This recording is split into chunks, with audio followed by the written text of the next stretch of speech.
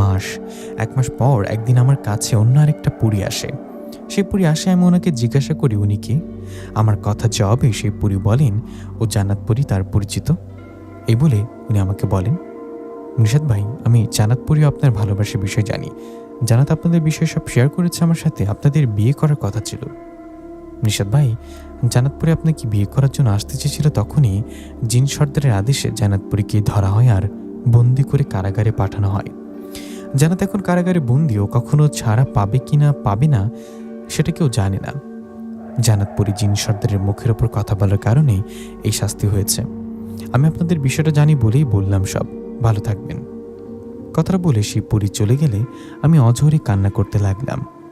জান্নাত তাহলে কারাগারে বন্দি, ওকে আমার কাছে আর আসতে পারবে না? আমি জান্নাত পরীর কথা ভেবে এখনো কাঁদি আর ওর জন্য অপেক্ষা করি। এভাবে একদিন দুদিন করে কেটে গেল আজ ৫টা বছর। আমি এখনো জান্নাত পরীর কথা ভাবি, ওর জন্য অপেক্ষা করি, কিন্তু জানি না কখন আমার কাছে আসবে নাকি আসবে না। কিন্তু আমি যতদিন বাঁচি ওর জন্য অপেক্ষা করে যাব।